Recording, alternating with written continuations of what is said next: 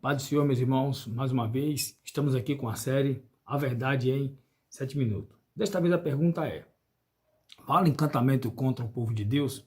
Vale encantamento contra Israel? Vamos lá? Querido Deus e eterno Pai, estamos gratos por tudo, ó Deus, que o Senhor tem feito. Agradecemos pela morte do seu Filho, porque ela, sim, foi a morte redentora que nos conduziu a Ti. Obrigado por tudo, ó Pai, em nome de Jesus. Amém. Bom, a pergunta de hoje é: vale encantamento contra o povo de Deus? E aqui entenda-se encantamento como feitiço, macumba, trabalhos, como queira compreender. Vale contra o povo de Deus? Bom, para nós começarmos, vamos ler um texto muito conhecido, que está na Torá, nos primeiros 5 livros da Bíblia, a Lei de Moisés, que é o livro, está no livro de Bamidbar, que é o livro de Números, capítulo número 23, versículo 23. Que diz assim, está escrito no livro de Números, 23, 23. Pois contra Jacó não vale encantamento, nem adivinhação contra Israel.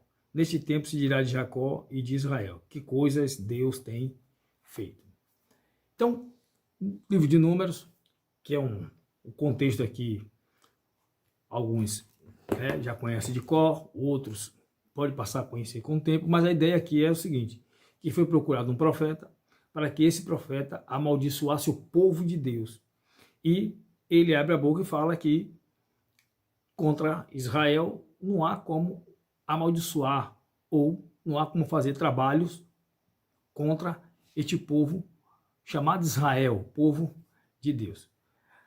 O termo aqui utilizado na língua hebraica, que foi traduzido por encantamento, tanto no dicionário,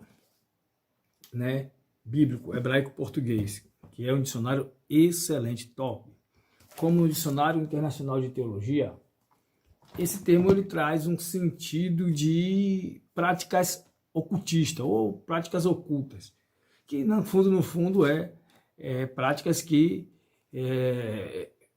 têm relação com o mundo espiritual. Então, gente, a ideia aqui, quando Moisés escreve, é mostrar que, por mais que Balaão fosse um profeta respeitado naquela região, e que o que ele falava parecia, segundo as escrituras, que era algo que acontecia, ou seja, se ele colocava uma praga, ou se ele fazia um trabalho contra alguém, isto acontecia, vamos entender assim, a ideia aqui é de que contra este povo de Deus não tinha como fazer isso. Não tinha como atingir esse povo de Deus através dos trabalhos que Balaão fazia naquele momento. Então Moisés deixa claro aqui, Deus deixa claro aqui, e Moisés faz o registro, que contra Israel não tem como fazer encantamento. Feitiço contra Israel não funciona. Macumba contra Israel não funciona. E o interessante é que Rashi, que é um dos comentaristas muito respeitado por Israel, pelos judeus, comenta a Torá, quando ele fala sobre números, ele vincula isso aqui, e isso é importante, muito importante, e o contexto para mim trata desse assunto, e nos parece falar isso, trazer o sentido ser esse mesmo, que contra Israel não vale encantamentos, ou entenda-se aqui como maldições, porque foi para isso que ele foi chamado, porque Deus já tinha destinado a Israel a bênção. A bênção de Deus já estava sobre Israel.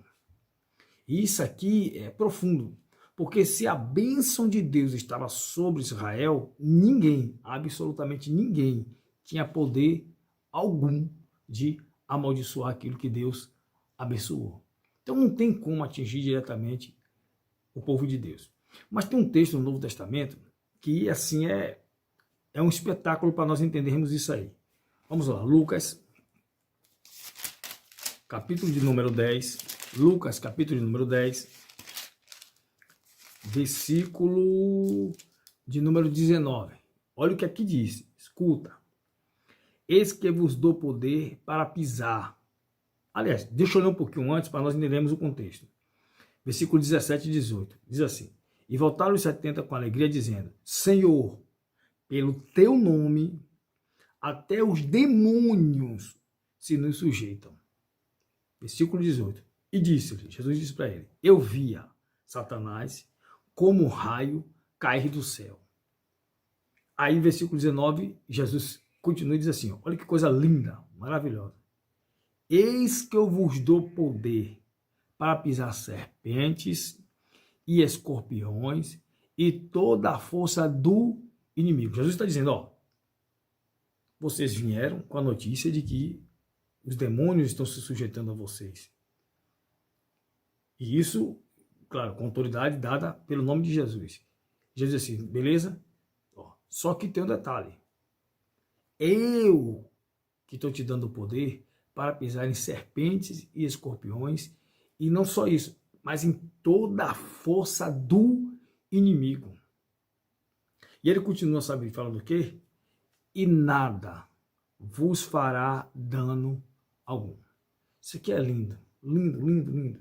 Porque os discípulos chegam dizendo que eles estavam sujeitando os demônios quando utilizavam o nome de Jesus.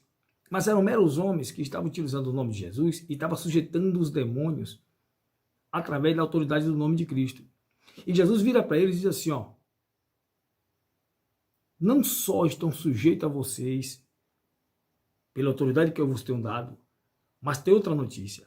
Eles, os demônios, não lhes fará dano algum. Então, gente, tá claro, claro. Ah, Romeu, você está dizendo que o crente não vai ter problema? Não, não é isso. Não é isso. O inimigo, ele pode mover o mundo contra a igreja. O que ele não pode é atingir diretamente um cristão. Ele não pode possuir um crente. Ele não pode tocar na saúde de um crente. Nada disso pode acontecer. Sabe por quê? Porque contra o povo de Deus não vale. Jesus foi quem disse, olha, e nada vos fará dano algum. Amém? Que Deus continue abençoando a todos. Em nome de Jesus. Amém.